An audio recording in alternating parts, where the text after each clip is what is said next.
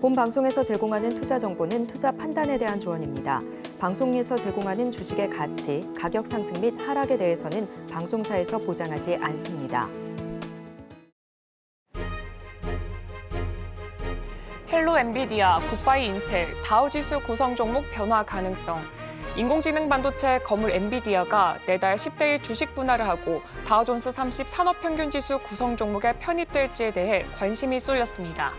현지 시간 24일 경제전문업체 배런스는 다우지수는 시가총액이 아닌 주가를 기준으로 구성 종목을 결정한다며 최근 블록버스터급 경영실적 발표와 함께 주가가 $1,000를 넘어선 엔비디아가 주식 분할을 한 후 인텔을 밀어내고 매우 특별한 블루칩 클럽에 합류할 수 있다고 보도했습니다. 월러 연준 이사, 중립금리 오를 수 있지만 단정 이르다. 크리스토퍼 월러 연준 이사가 논쟁의 대상이 된 중립금리에 대해 향후 오를 수는 있지만 단정하기는 이르다고 말했습니다. 현지 시간 24일 월러 이사는 아이슬란드 레이캬비크에서 열린 경제 컨퍼런스에서 연사로 나서서 지난해 중립금리가 올랐는지에 대해 많은 논쟁이 있었다며 이같이 말했습니다. 골드만, 첫 금리 인하 예상 시점 9월로 늦춘다. 미국 투자은행 골드만삭스가 연준의 첫 금리 인하 시점을 9월로 늦춘다고 밝혔습니다. 기존에 예상했던 첫 인하 시점은 7월이었습니다. 현지 시간 24일 골드만은 연준 인사들은 최근 연설에서 7월에 기준금리를 내리려면 물가뿐만 아니라 경제활동이나 고용시장에서도 유의미한 둔화 신호가 필요하다는 점을 시사했다며 현재 흐름은 그러지 못하다고 짚었습니다. 뱅크 오브 아메리카 증시 매도 타이밍 거의 근접. 월가 대형은행 뱅크 오브 아메리카가 글로벌 증시의 매도 신호가 거의 다가왔다고 경고했습니다. 현지 시간 24일 마켓워치에 따르면 마이클 하트넷이 이끄는 뱅크 오브 아메리카의 주식 전략팀은 주식시장이 벽에 거의 부딪혔다는 것을 암시할 수 있는 신호에 주의할 필요가 있다는 그 내용을 담은 선언을 투자자들에게 보냈습니다. 자세한 소식은 이어지는 외신 브리핑을 통해서 전달해드리도록 하겠습니다.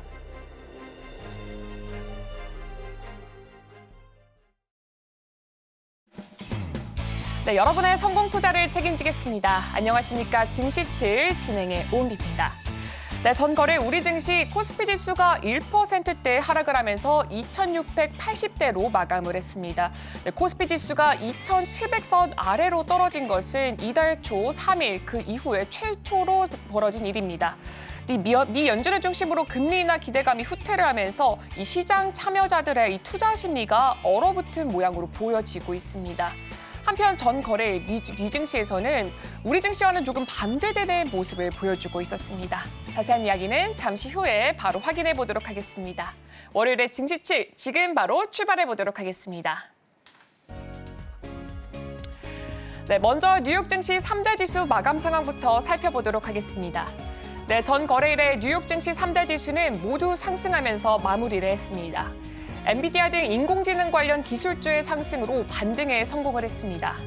자세하게 살펴보면 S&P 500 지수는 전장 대비 0.7% 오른 5,304선으로 또 다우존스 30 평균 지수는 0.01% 뛴 39,069선 그리고 나스닥 종합 지수는 1.1% 오른 16,920선에 마감을 했습니다.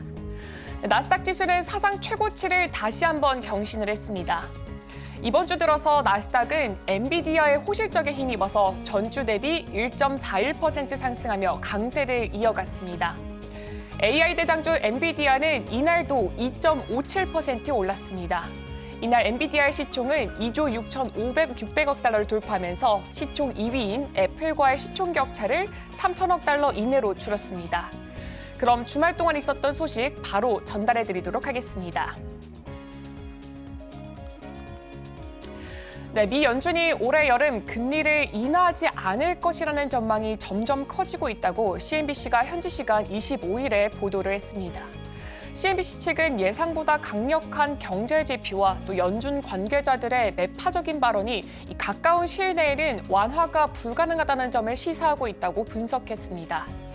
LPL 파이낸셜의 퀸시 크로스비 전략가는 이 연준이 원하는 만큼 경제가 식지 않을 수도 있다며 시장은 모든 경제 지표를 연준이 보는 방식으로 해석하고 또 따라서 연준이 지표에 의존한다면 시장은 아마도 지표에 더욱 의존할 것이라고 말했습니다. 네, 이것은 경제 지표에 대한 시장의 반응이 클 것이라는 의미로 보여지고 있습니다. 몇 주 전만 해도 작년 8월 이후 최고치를 기록했던 주간 실업수당 청구 건수는 이후에 다시 낮아졌고 또 서비스와 제조업 현황은 강한 확장세를 보이는 것으로 나타났습니다. 최근 공개된 FOMC 의사록에서 위원들은 금리 인하에 대한 자신감이 부족한 것으로 나타났으며 심지어 불특정 일부는 다시 인상에 나설 수 있음을 시사했습니다. 크리스토퍼 월러 연준 이사는 금리를 인하하려면 인플레이션이 완화하고 있다는 몇 달간의 데이터를 확인해야 한다고 강조했습니다. CNBC 측은 이를 모두 종합해봤을 때 연준이 통화 정책을 완화할 이유가 별로 없어 보인다고 평가했습니다. 뱅크 오브 아메리카의 마이클 가펜 이코노미스트는 노동시장 완화와 또 인플레이션 둔화가 와일드 카드라고 말을 하면서도 연준이 12월까지 기다릴 수 있다고 예상을 했습니다. 여기서 관건은 오는 31일에 발표되는 4월 개인 소비자 지출 가격 지수 결과입니다. 이 전문가들은 연준이 중시하는 물가 지표인 이 PC 가격 지수가 전월 대비 0.2에서 0.3% 상승할 것으로 보고 있으나 이 같은 낮은 상승률에도 금리 인하에 대한 자신감이 커지지 않을 수 있다고 전망을 했습니다. 다음 소식 확인해 보도록 하겠습니다. 미국 경기에 대한 소비자들의 자신감을 반영하는 이 소비자 심리지수가 5월 들어서 크게 꺾인 것으로 나타났습니다. 24일에 미시간대에 따르면 5월의 소비자 심리지수 확정치는 69.1로 집계가 됐습니다. 직전월의 77.2에서 10.5% 급락한 수치입니다. 소비자 심리지수는 지난 4월까지 3개월 연속 움직임이 제한적이었으나 5월 들어서 심리가 크게 꺾였습니다.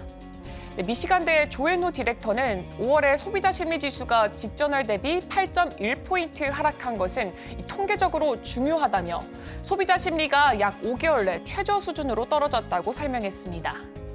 다음 소식도 확인해 보겠습니다. 1년 기대 인플레이션 확정치가 3.3%로 상승했습니다. 이는 직전월 확정치 3.2%에서 0.1%포인트 상승한 수치입니다. 동시에 최근 2년간 형성됐던 범위도 이탈을 했습니다. 단기 기대 인플레이션 값은 지난 2년간 2.3%에서 3% 사이의 범위를 형성해왔습니다. 5년 장기 기대 인플레이션 확정치는 3%로 집계됐습니다. 장기 기대 인플레이션은 지난 4월 반년 만에 3%를 돌파한 뒤에 이 3% 선을 2달 연속 유지했습니다. 향후 경기에 대한 전망을 나타내는 이 5월의 소비자 기대지수 확정치는 68.8로 직전월의 79에서 크게 떨어졌습니다. 5월의 경제 여건 지수 확정치는 69.6으로 직전월의 76 대비해서 9.5% 하락을 했습니다. 조앤슈 미시간대 설문조사 책임자는 경제에 대한 미국인들의 기대 심리가 악화하고 있으며 이는 여러 가지 요인이 소비 지출의 하방 리스크로 작용되고 있음을 시사한다고 지적했습니다. 다음으로 골드만 소식 확인해 보도록 하겠습니다. 24일 골드만은 연준 인사들은 최근 연설에서 7월에 기준금리를 내리려면 물가뿐만 아니라 경제활동이나 고용 시장에서도 유의미한 둔화 신호가 필요하다는 점을 시사했다며 이 현재의 흐름은 그러하지 못하다고 짚었습니다. 골드만은 지난 23일 발표된 실업수당 청구 건수나 구매 관리자 지수는 이 연준 인사들이 바라는 것은 가장 가능성이 높은 결과처럼 보이지 않는다며 7월의 인하는 어려울 것이라고 인정을 했습니다. 또한 연준의 첫 금리 인하 시점은 여전히 어려운 문제라며 이 첫째, 금리 인하는 다급함이 떨어지는 선택적 수단이고 또 둘째로는 인플레이션은 9월까지 훨씬 더 개선될 것으로 보이지만 이 완벽한 상태에 이르기는 어려울 것이라기 때문이라고 말했습니다. 이어서 연준의 중심 측은 인플레이션이 더 둔화될 것이라는 전망을 공유를 하면서 머지않아 금리를 내릴 것처럼은 보이지만 연방공개시장위원회들의 이 다른 위원들은 여전히 인플레이션을 우려하고 또 금리 인하를 머뭇거리고 있다는 점도 어려운 부분이라고 덧붙였습니다. 스탠더드 앤드 푸어스 글로벌에 따르면 5월의 미국 서비스업 구매 관리자 지수는 이 예비치가 54.8을 기록을 했습니다. 이는 월스트리트 저널이 집계한 시장 전망치 51.5를 큰 폭으로 웃도는 수치입니다. 이 4월의 확정치 50.9와 비교를 했을 때도 확장 속도가 더 빨라졌습니다. 네, 5월의 제조업 PMI 예비치도 50.9를 기록을 하면서 시장 전망치 50을 소폭 상회했습니다. 4월 확정치 49.9 또한 웃돌았습니다. 이 한 주간 신규로 실업보험을 청구한 사람들의 수도 감소세를 유지했습니다. 실업보험 청구 건수가 감소한 것은 미국 고용시장이 여전히 탄탄하다는 의미입니다. 지난 18일로 끝난 한 주간 신규 실업보험 청구자 수는 계절 조정 기준으로 21만 5천 명으로 이 직전 주보다 8천 명 감소했습니다. 다음으로 영국 소식 확인해 보겠습니다. 네, 영국의 4월 소매 판매가 직전 달보다 감소를 하면서 예상치를 밑돌았습니다. 23일 영국 통계청에 따르면 4월 전월 대비 소매 판매 증가율은 마이너스 2.3%를 기록했습니다. 전문가들은 마이너스 0.5%를 예상을 했지만 이를 밑돈 수치를 보였습니다. 지난 3월 소매 판매 증가율은 0%에서 마이너스 0.2%로 낮아졌습니다. 이 대부분의 업종에서 판매량이 감소했으며 특히 의류 소매업과 스포츠 장비, 게임 및 장난감 매장, 가구점이 이 악천후에 따른 유동인구 감소로 부진한 실적을 보였습니다. 이에 4월 비식품점 판매량은 4.1% 줄어 2021년 1월 이후에 가장 큰 폭으로 감소했습니다. 자동차 연료 판매량도 4.9% 감소해 2021년 10월 이후 월간 최대 감소폭을 보였습니다. 온라인 총 지출액은 지난 한 달간 1.2% 줄었습니다. 2024년 4월까지 3개월간 판매량은 이전 3개월과 비교를 했을 때 0.7% 증가를 했습니다. 영국 소매업 컨소시엄의 인사이트 담당자 이사인 크리스 해머는 화장품 및 컴퓨터 판매 데이터에서 이 밝은 부분을 꼽았습니다. 그는 여름이 다가오고 이 인플레이션이 영란은행의 목표치인 2%에 빠르게 접근함에 따라 소매업체들은 소비자 신뢰지수가 개선이 되고 또 지출이 다시 회복될 것으로 기대하고 있다고 덧붙였습니다. 다음 소식도 확인해 보겠습니다. 네, 비트코인 채굴 대기업 마라톤 디지털이 케냐 에너지 석유부와 협력을 해서 재생에너지 부분을 개편하는 파트너십을 발표를 했습니다. 이번 파트너십은 기술 지식 및 연구, 정책 아이디어, 투자 전략 및 주요 에너지 인프라 개발에 중점을 둘 예정입니다. 마라톤 디지털 CEO 프레드 티엘은 이번 협력의 중요성을 강조를 하면서 에너지 석유부와의 협정은 이 케냐 전역에서 기회를 추구할 수 있는 명확한 틀을 제공하는 중요한 순간이라고 말을 했습니다. 이어서 그는 케냐가 에너지 사용을 최적화하고 또 기술 인프라를 강화하는 혁신적인 접근 방식을 보여준다고 덧붙였습니다. 케냐 정부는 블록체인 및 암호화폐 프로젝트 도입에 대해 신중한 태도를 보여왔습니다. 2023년 9월에 케냐 정부는 정부 기관과 또 관계자들의 일련의 권고 이후 이 월드코인의 운영을 1년간 금지를 했습니다. 월드코인은 개인정보 보호 문제, 투명성 부족, 그리고 생체 데이터 수집의 보안 문제로 인해 금지가 됐습니다. 다음으로 이더리움 소식 전달해드리겠습니다. 네, 미국 증권거래위원회는 23일에 이더리움 ETF 출시를 승인을 했습니다. SEC가 올해 1월 10일 비트코인 현물 ETF 출시를 승인한 지 약 5개월 만입니다. SEC는 이날 8개사의 이더리움 현물 ETF 상품을 가상자산 거래소에 상장할 수 있도록 허용을 해 이더리움 ETF가 거래될 수 있는 길을 열어줬습니다. SEC가 승인한 이더리움 현물 ETF 상품은 베네크를 비롯해서 블랙록, 피델리티, 그레이스 스케일, 블랭클링 템플런, ARK21 쉐어즈, 인베스코 갤럭시, 비트와이즈 등 8개사 ETF입니다. 이 8개사의 이더리움 ETF가 거래소에 상장되고 거래가 되려면 여전히 SEC가 S-1이라는 서류를 추가로 승인을 해줘야 됩니다. SEC는 S-1 승인을 보류할 수가 있습니다. 한편 SEC 대변인은 이더리움 현물 ETF 승인 이외에 할 말이 없다라고 밝혔습니다. SEC가 이더리움 현물 ETF 출시를 승인한 것은 SEC가 가상자산에 대한 강경한 입장이 누그러지고 있다는 진단입니다. 실제로 이번 결정은 SEC가 비트코인 ETF를 승인한 지 6개월도 채 되지 않은 시점에서 내려졌습니다. 팩트셋에 따르면 비트코인 현물 ETF 순유입액은 $120억 달러를 넘어서는 등 순항하고 있습니다. 로펌 K&H의 파트너인 리처드 커는 CNBC에 이 이더리움 현물 ETF 상품이 승인됐다고 해서 이더리움 플랫폼의 다른 디지털 자산에 대한 유사한 상품이 승인된다는 의미는 아니라고 짚었습니다. 한편 이더리움 ETF는 비트코인 ETF보다 시장 규모가 작을 것으로 예상이 되고 있습니다. 그레이스케일 이더리움 신탁의 경우 현재 약 110억 달러의 이더리움 자산을 보유하고 있습니다. 이는 이 회사의 비트코인 펀드보다 훨씬 더 작은 규모입니다. 마지막 소식 전달해드리겠습니다. 네, 일론 머스크 테슬라 최고 경영자가 자신이 운영하고 있는 인공지능 스타트업 xAI가 개발한 챗봇 그록의 이 성능을 향상시키기 위해서 슈퍼컴퓨터를 구축할 계획이라고 25일에 보도를 했습니다. 이 보도에 따르면 머스크는 이달 투자자들을 대상으로 한 발표에서 이 그록의 다음 버전을 훈련하고 또 실행을 하려면 10만 개의 AI 반도체가 필요로 하고 또 챗봇을 더욱 똑똑하게 만들기 위해서 모든 칩을 하나의 거대 컴퓨터로 묶을 계획이라고 밝혔습니다.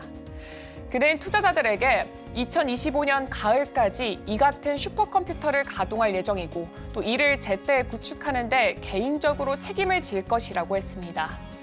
디인포메이션 측은 머스크가 이 같은 슈퍼컴퓨터가 만들어질 경우 메타가 엔비디아 H100 AI 반도체 2만 5천 개로 구축한 GPU 클러스터의 4배 규모가 되는 것이라고 강조하기도 했다고 전했습니다.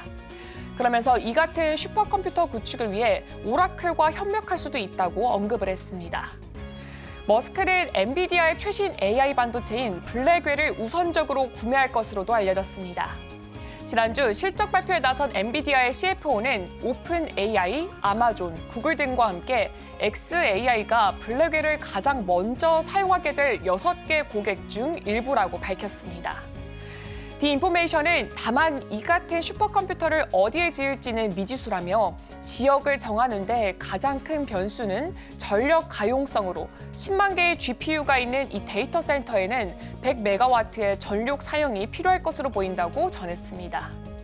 네, 오늘 준비한 외신 소식은 여기까지입니다. 추가로 현지 시간 27일 미국의 메모리얼 데이로 미국 증시가 휴장합니다. 이 점 참고해 주시길 바랍니다. 이어서 국내 소식과 더불어서 오늘의 일면에서 전문가들의 쇠주까지 만나보시길 바랍니다.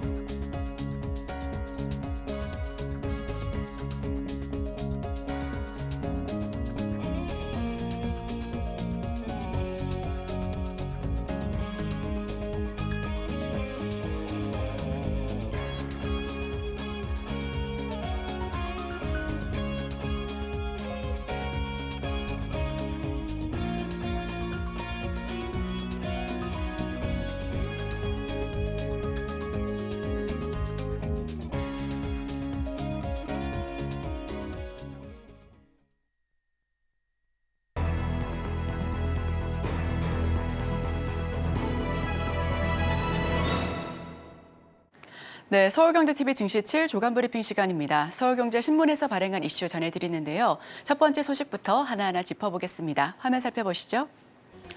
국내도 가상자산 ETF 요구, 증시자금 뺏길라 고민 거진 당국. 네, 첫 번째 소식 전해드립니다. 불과 며칠 전까지만 해도 쉽지 않을 것으로 보였지만 결과는 많이 달랐습니다. 미국 증권거래위원회의 이더리움 현물 ETF 승인은 예상을 깬 정치적인 결정이다라는 판단이 나오고 있고요. 11월 대선을 앞두고 가상자산의 친화적인 젊은 층의 표심을 고려한 결정이다라는 해석까지도 나오고 있습니다. 국내에서도 더불어민주당이 총선에서 압승하면서 가상자산이 정책적으로 힘이 실릴 전망입니다. 민주당은 앞서 가상자산 현물 ETF 발행 상장 거래 허용은 물론이고 또 개인종합자산관리 계좌 ISA에 편입할 수 있게 하겠다라는 공약 자체를 내세웠었는데요. 민주당은 금융위원회에 비트코인 현물 ETF에 대한 유권 해석을 재요청할 방침입니다. 이복현 금융감독위원장은 14일 게리 랜슬러 미국 SEC 의장, CFTTC의 의장과도 만나 가상자산 입법 동향을 구체적으로 논의하겠다라고 설명했습니다. 국내 제도 현황을 살핀 것으로 추정하고 있고요. 금융위가 가상자산 현물 ETF에 부정적이었었던 이유는 밸류업 정책 효과 반감 때문입니다. 증시에 머물던 자금이 가상자산 시장으로 급격하게 쏠릴 가능성이 농후한데 비트코인 가격이 오르면 개인 투자자가 코스피 주식을 순매수할 수 있는 그런 가능성이 감소한다라는 연구 결과 역시도 도출이 됐고요. 정부는 증시 밸류업이 악영향을 받을 가능성을 우려하고 있는 상황입니다. 금융위원회 일각에서는 가상자산 현물 ETF를 승인하더라도 증시에 영향이 없는 시기를 맞출 필요가 있다라는 반응이 역시 나오고 있습니다. 네, 이더리움 가격 추이입니다. 2024년 1월 1일, 네, 올해 초에 300만 원 선이었었던 이더리움 같은 경우에는 현재 5월 14일 405만 원, 그리고 직전에 14시경을 지나서 531만 원까지 터치한 적이 있습니다. 가상자산 현물 ETF 상장 국가는 미국과 홍콩, 캐나다, 스위스 등 대부분의 국가가 허용하고 있는 부분 확인하실 수가 있습니다. SEC는 대선을 앞두고 입장을 급선회했습니다. 한국도 민주당 압승에 제도권 추진을 논의하고 있고요. 금융위원회는 밸류업 반감에 우려를 표하면서 신중한 입장입니다. 변동성이 높아 금융 불안에 대한 가능성도 있기 때문에 자본연구원들은 충분한 평가가 우선시 되어야 한다라고 판단하고 있습니다. 두 번째 소식입니다. 현행 국민연금 젊은 세대엔 폰지 사기급. 네, 두 번째 소식 국민연금과 관련된 설명으로 알려드립니다. 국회가 1순위로 해결해야 할 과제로 응답자 절반 이상이 국민연금 개혁을 꼽았습니다. 경제학자들은 산업 발전을 가로막는 각종 규제 개혁과 저출생 대응 지원 법안에 정치권이 힘을 쏟아야 한다라고 조언하고 있고요. 국민연금은 후대에 세금 폭탄을 던지는 폰지 사기급이라며 연금 개혁을 서둘러야 한다라는 입장입니다. 국민연금 개혁은 지금 안 하면 미래 세대는 절망적인 상황인데 역사적으로 한국 경제를 살린 가장 중요한 경제 정책으로 남을 것이다라는 전망 역시도 나오고 있습니다. 폰지 사기는 실제로는 이윤을 거의 창출하지 않으면서도 단지 수익을 기대하는 신규 투자자들을 모은 뒤 그들의 투자금으로 기존 투자자들의 배당을 지급하는 방식으로 자행되는 다단계식 금융 사기 수법을 의미하고 있는데요. 외환 보유액 추가 적립 필요성에 대해서 국민 대다수가 충분하다라는 부분이 78%이고요. 필요하다라는 부분이 21%에 그쳤습니다. 경제학 교수들이 보는 정치권이 우선해야 할 일, 대다수가 국민연금 개혁을 꼽은 만큼 이 부분에 대해서 확실한 논의가 필요해 보입니다. 주요 대학 경제학 교수 32명을 설문했습니다. 국회 개혁 1순위로 서둘러야 하는 부분에 국민연금을 단연 뽑았고요. 저출생 대응법도 더 속도를 내야 한다라고 입장문을 밝혔습니다. 금투세 개선 등 여야 협치를 강조한 만큼 해당 부분 다시 한번 짚어보기로 하겠습니다. 하이브리드차 세액 감면 올해로 끝, 중소부품사부터 타격. 네, 세 번째 소식 전해드립니다.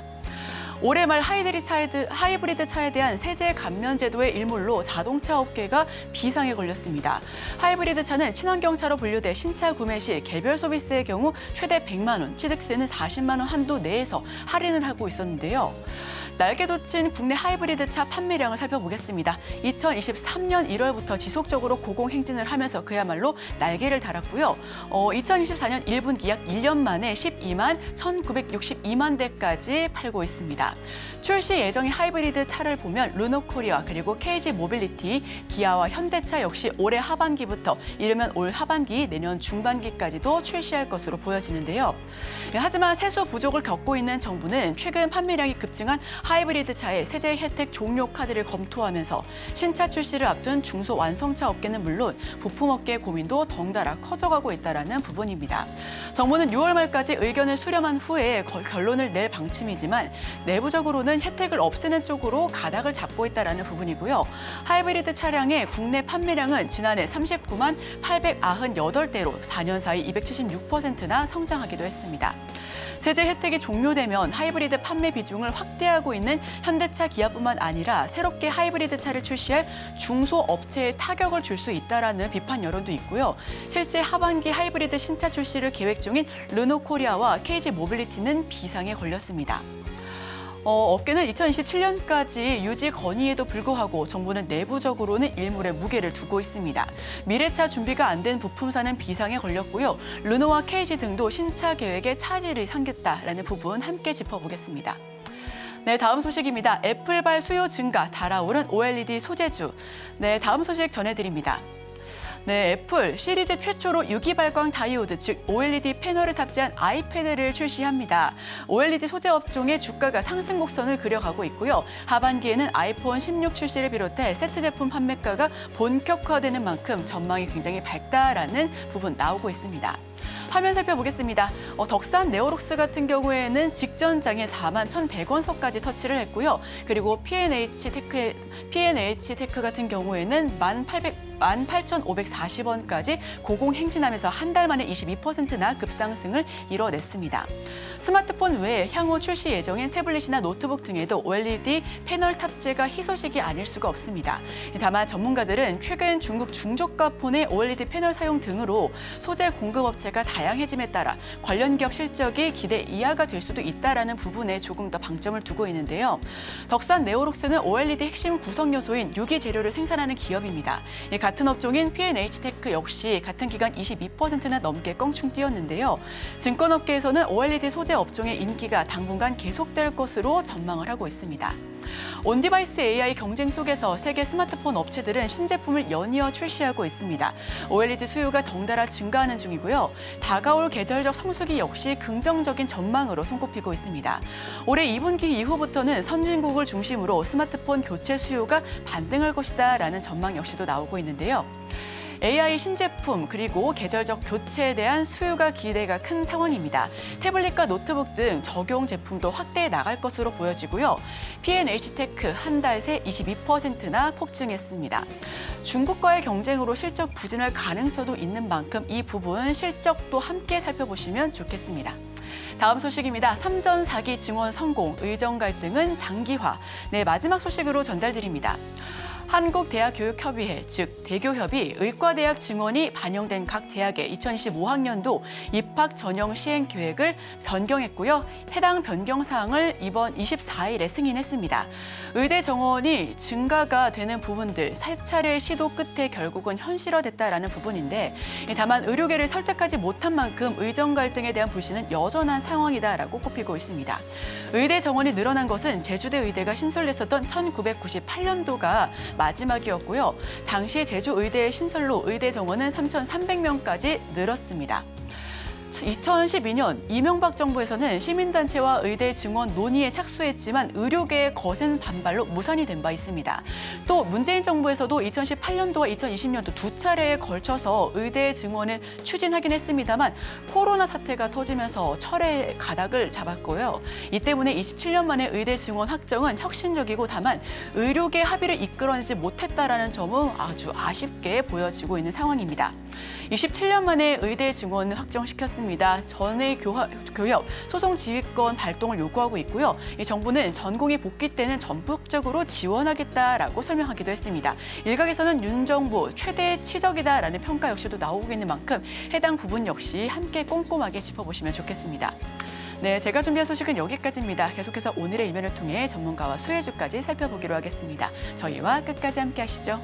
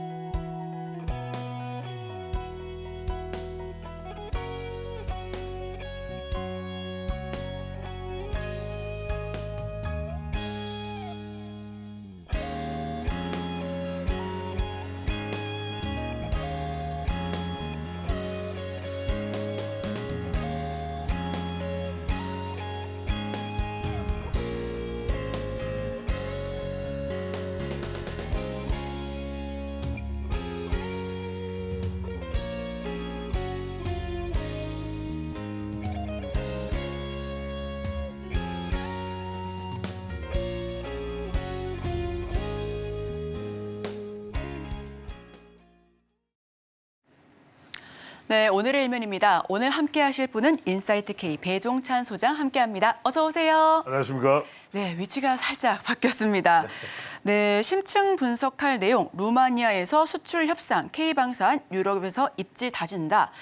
네, 최근 코스피 시장 변동성이 굉장히 강합니다. 대내외로 이제 변동성이 없을 수는 없는 상황 속에서 이런 가운데 오히려 정책주에 눈을 돌리는 분들도 많아 보이는데 소장님께서는 이런 부분 어떻게 판단하고 계실까요? 그렇죠. 이럴 때일수록 오히려 우리가 정책적으로 성장할 수 있는 섹터, 이 부분에 좀 집중적으로 관심을 기울일 필요가 있습니다. 바로 대표적인 것이 이제 K방산으로 봐야 되겠죠.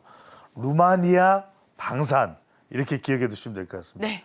자, 루마니아에서 3일 동안 전 세계 방산업체들의 전시회가 열렸습니다. 여기에 정말 뿜뿜 빛나는 업체가 바로 한국의 또 K방산이었습니다. 하나 에어로스페이스는 여기서 이제 호주 육군에 공급하기로 한 레드백 보병 전투 장갑차 실물을 전시를 했습니다. 그러니까 이미 이제 호주가 도입하기로 한 것이니까 그만큼 또 루마니아, 또 유럽 국가들로부터 특히 이제 동유럽 국가들, 중유럽 국가들이 많이 관심을 가지고 있습니다. 이미 서유럽 국가들, 영국이나 프랑스나 독일은 또 자체 무기를 가지고 있죠. 이탈리아도 그렇고요. 그러니까 이제 중유럽이나 동유럽 국가들이 많이 관심을 가지고 있다. K9 자주포는 이미 유명하죠. 여기에 이제 K10 탄약 운반차 우리가 K2, K9 들어봤는데 K10이 이제 탄약 운반차까지입니다. 여기에 이제 하나 에어로스페이스고 다연장 유도 미사일인 이 천무, 이제 또 구소련의 이 로켓탄도 장착할 수 있기 때문에 이게 이제 그렇게 되면은 효용성이 더 커지게 되는 겁니다. 그러니까 꼭 뭐 우리 국산 이 한국산 이 포탄이 아니라 기존의 유럽 국가들, 특히 이제 동유럽 국가들이 많이 가지고 있는 소련제, 러시아제 포탄까지도 장착이 가능하다는 겁니다. 그다음에 이제 현대 로템 이야기 안 할 수 없는데 지금 또 중요한 게 경쟁이 붙었습니다. 자, 지금 루마니아가 50대는 이제 미국 에이브럼스 이 전차를 이제 도입하기로 결정을 했고 나머지 양쪽으로 훨씬 더 많습니다. 250대를 경쟁이 붙었습니다. 독일의 레오파드와 한국의 또 K2 현대 로템인데 상당히 지금 성능 테스트를 해봤는데 깜짝 놀랐다 그래요. 워낙 이제 빨리 장전이 되고 포탄의 이 적중률이라든지 이런 걸 봤을 때 가성비를 볼 때 오히려 레오파드보다 앞서고 있다.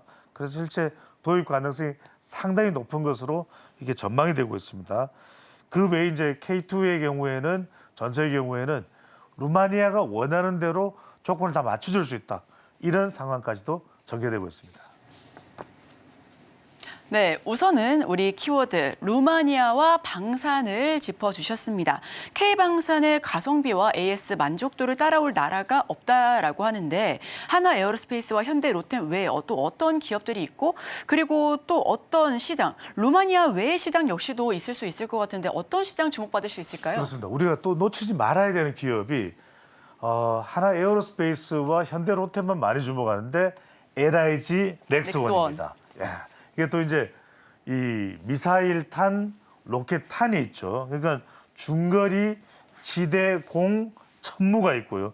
또 천궁이 있고요. 또 휴대용 지대공 유도무기가 신궁이 있습니다. 그다음에 또 대전차 유도무기 또 현궁이 있고요. 이런 궁궁궁 시리즈가 지금 또 엄청난 주목을 받고 있습니다. 그래서 LIG 넥스원도 이번 루마니아 전시를 통해서 상당히 이 매출 자체가 또 확대될 것으로 그렇게 또 전망이 되고 있는데 중요한 건 넥스원 같은 경우에 이미 2022년 8월에 루마니아 경제산업부가 대공 미사일 분야 협약이 됐어요.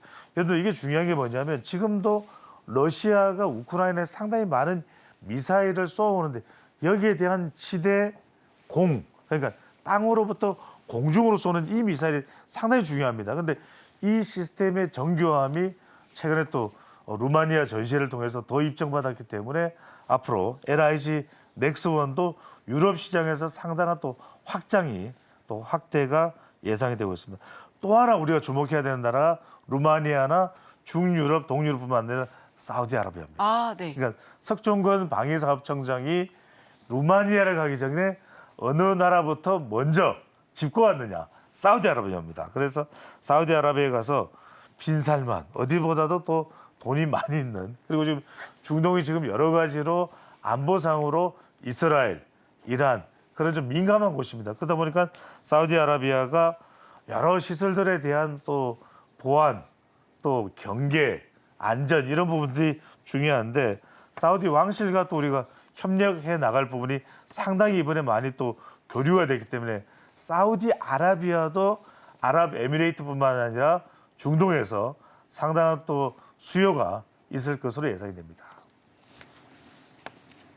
네, 루마니아뿐 아니라 사우디아라비아 그리고 한화 에어로스페이스와 현대로펜 외에도 LIG 넥스원까지도 추가적으로 언급을 해주셨고요. 자, 그렇다면 정책주 하면 K방산뿐만 아니라 K원전까지도 인기가 굉장히 많습니다. 네, 여기도 설명 부탁드릴게요. 사실 지금 더 뜨거운 곳은 K원전입니다. 왜냐하면 수주 가능할지 어떨지가 임박했기 때문인데 이번엔 체코로 가봅니다.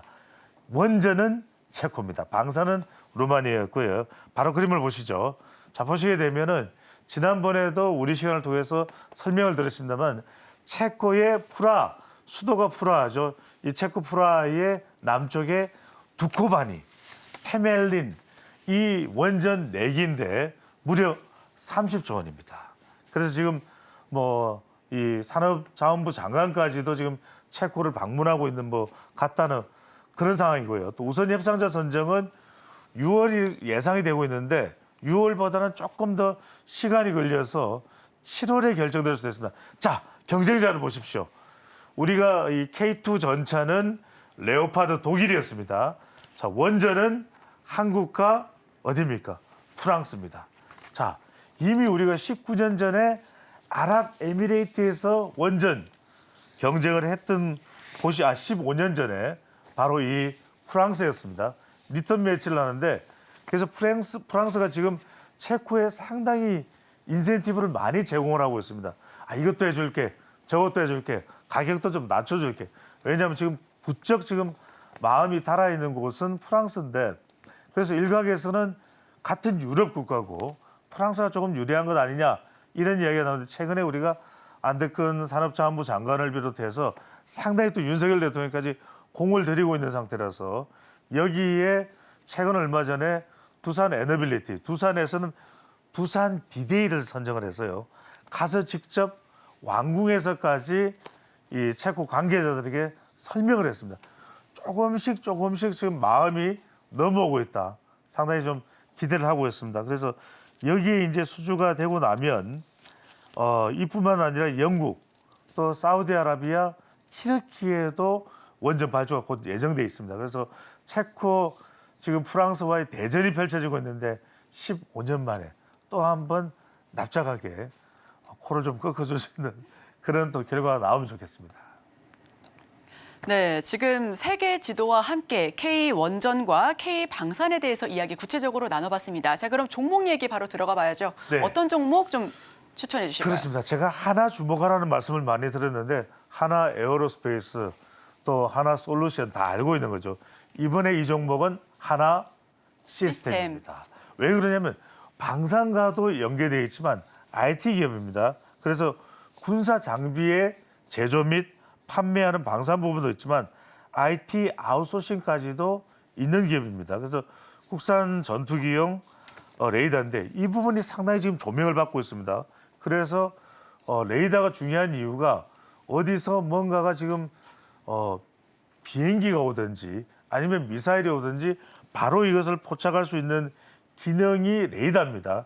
이것 자체가 상당히 지금 인정을 받고 있는데 이 부분이 유럽연합의 대표적인 방산회사인 레오나르도사와도 좀 협력이 돼서 많은 또 좀 주목을 끌고 있는 그런 분야가 되고 있습니다. 경공격기 AESA 레이더 상당히 조명을 받고 있고요. 해상 목표물을 탐지 추적하는 최첨단 레이더 시스템도 좀 있고요. 그러니까 이런 레이더를 비롯해서 여러 가지 면에서 지금 조명받고 있는데 주가를 보더라도 지금 올라갔다가 좀 내려와 있는 아직까지는 좀 더 평가를 받을 수 있는 여지가 되어 있습니다. 또 한 종목이 우진엔텍입니다. 자, 아까 말씀드렸듯이 K-원전도 중요하죠. 바로 발전소 운영에 필요한 개척 제어 설비, 상업운전 발전소 시운전공사 이것까지도 하는 것이 우진엔텍인데 지난해 사업 부문별 매출액을 보면 60%가 우진엔텍이 원전입니다. 그런 만큼 또 체코 원전 수주되면 더 조명을 받을 수밖에 없는 기업이 우진엔텍이 될 텐데 자, 여기 보시면은 지금 주가가 좀 올라갔다가 내려왔다가 조금 더 상승세에 추가적으로 있는 국면에 있는 기업이 바로 우진엔텍입니다. 또 하나 중요한 게 지금 원전 추가 설비도 중요하지만 고리 2호기, 3호기, 4호기는 이제 해체되거든요. 이 해체되는 시장에도 뛰어들 수 있는 기업이 바로 우진엔텍이라는 것도 주목해 보면 좋겠습니다. 네, 오늘 한화시스템과 우진엔텍 살펴봤습니다. 지금까지 인사이트K 배종찬 소장과 함께했습니다. 오늘 말씀 고맙습니다. 감사합니다.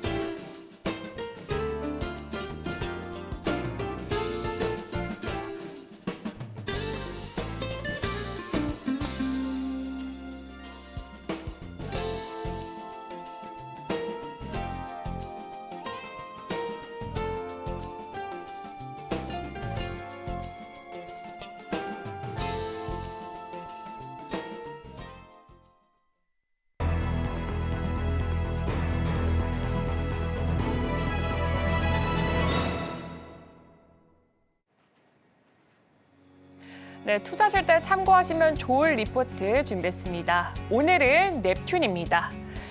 네, 넵튠은 카카오 집단의 소속의 모바일 게임 개발사로 투자 포인트는 크게 두 개로 짚어봤습니다. 네, 일단 넵튠은 게임 개발 및 퍼블리싱 사업과 광고 수익화 플랫폼 사업 이렇게 두 가지로 나눠볼 수가 있고요. 네, 모바일 게임 회사로 시작을 했던 동사는 꾸준한 인수 협반과 또 자본 투자로 인해서 사업을 다각화하고 있습니다. 네, 게임은 캐주얼 게임 그리고 소셜 카지노 그리고 MOBA 즉 다중 사용자 온라인 전투 아레나 이렇게 세 가지로 구성이 되어 있습니다. 네, 일단 넵튠은 2012년 모바일 게임 개발사로 시작을 했고요. 2016년에 피렌즈 사창성 그리고 일본 프로야구 게임을 런칭을 하면서 코스닥에 상장이 됐습니다. 2023 3월 말에는 이 기준으로 넵튠의 최대 주주는 카카오 게임즈로 지분율이 39% 이상을 보유하고 있습니다. 다음으로 산업 현황에 대해서 알아보자면 넵튠은 일단 게임 개발 및 퍼블리싱 사업을 하고 있는 회사로 게임 산업에 속해 있고 있습니다. 네, 2022년 국내 게임 시장의 규모는 22조 2,149억 원으로 2012년부터 연평균 8.6% 성장을 해오고 있습니다. 특히 게임 시장 같은 경우에는 2020년 이 코로나 시기에 21.3% 고성장을 해왔으면서 또 2021년도 전년 대비해서 11.2% 성장을 하면서 되게 경조한 흐름을 보여주고 있습니다. 네, 코로나 시기에 이 사회적 거리두기가 진행이 되면서 실내 활동의 증가가 이 게임 시장의 이 고성장을 견인한 것으로 보여지고 있습니다. 네, 2023년의 시장 규모는 2022년에 대비해서 감소했을 것으로 예상이 되고 있습니다. 왜냐면은 국내 주요 상장 19개 게임사의 2023년 매출액이 11.1조 원으로 2022년 11.9조 원 대비했을 때 6.9% 감소했기 때문입니다.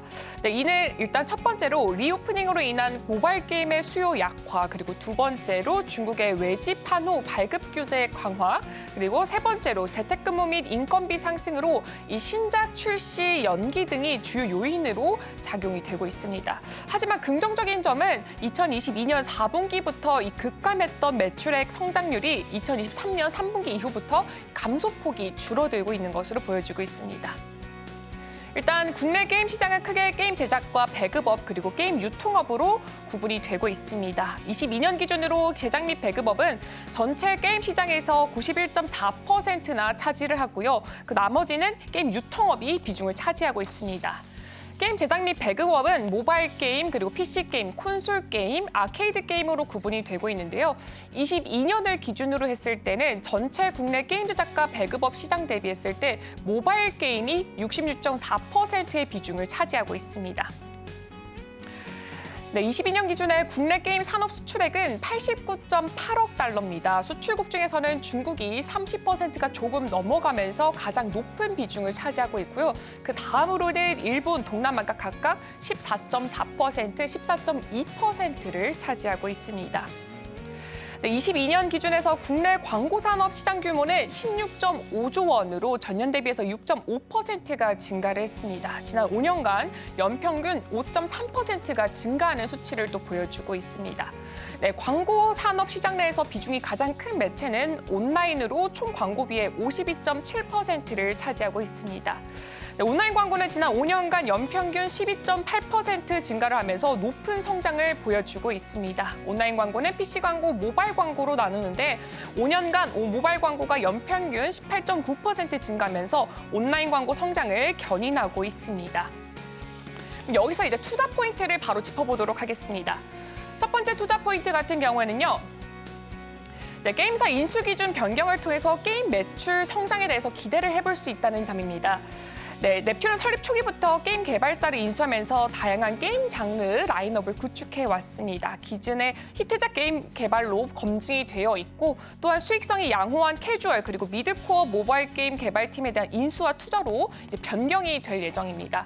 그러면서 게임사를 인수 또는 합병한 이후에도 팀 단위로 움직이면서 각 개발팀의 독립성과 장기적인 보상 체제를 통해서 이 양질의 게임을 지속적으로 보낼 수 있는, 그렇게 개발할 수 있도록 유도를 하고 있습니다. 그래서 작년에 동사의 게임 매출액은 784억 원으로 전년 대비 198.3% 증가를 했습니다.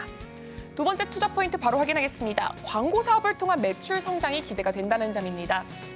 네, 동사는 에드맥스 2023년에 리메이크 디지털과 에드테크 플러스를 흡수 합병해서 사업을 다각화를 했습니다. 이로 인해 기존에는 게임 매출만 발생을 했다면 2022년부터는 광고 매출까지도 발생을 하기 시작을 했습니다. 네, 그날은 리메이크 같은 경우에는요, 넷마블 퍼포먼스 마케팅 팀 팀장이 창업을 한 게임 분야로 전문 지식을 갖춘 퍼포먼스 마케팅 사업 유닛입니다.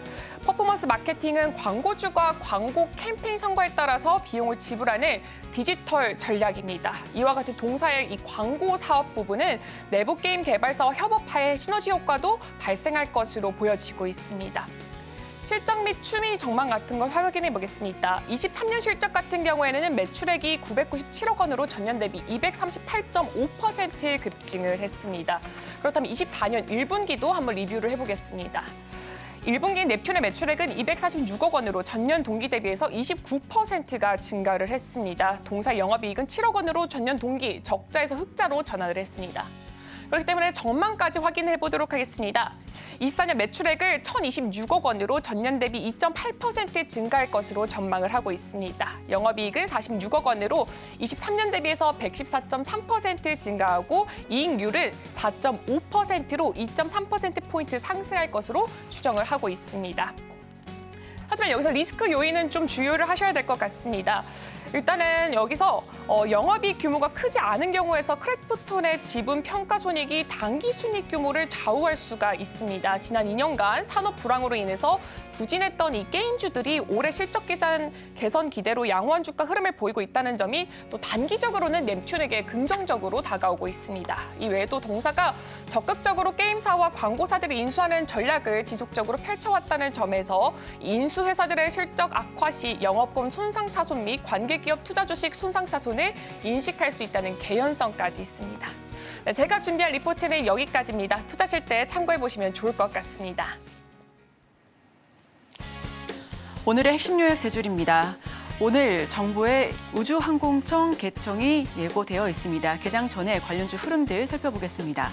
오늘의 일면 루마니아서 수출 협상, K방산 유럽 입지 다진다. 한화시스템과 우진엔텍으로 수혜주 찾아봤고요. K방산, K원전 키워드 잡아봤습니다. 마지막으로 투자전 리포트, 모바일 게임사 넵튠 살펴봤는데요. 자세하게 투자 포인트 짚어본 만큼 오늘 시장에서도 함께 참고하시면 좋겠습니다. 네, 저희가 방송 중에 제공해드린 정보는요. 투자 판단에 대한 참고 자료일 뿐 해당 종목의 가치 또는 상승과 하락을 보장하지는 않습니다. 잠시 후 증시팔 오늘의 승부주가 방송될 예정입니다. 시장에 대한 다양한 이야기부터 승부주에 대한 히트까지 참고해보시면 좋을 것 같습니다. 오늘 저희가 준비한 소식은 여기까지입니다. 시청해주셔서 고맙습니다.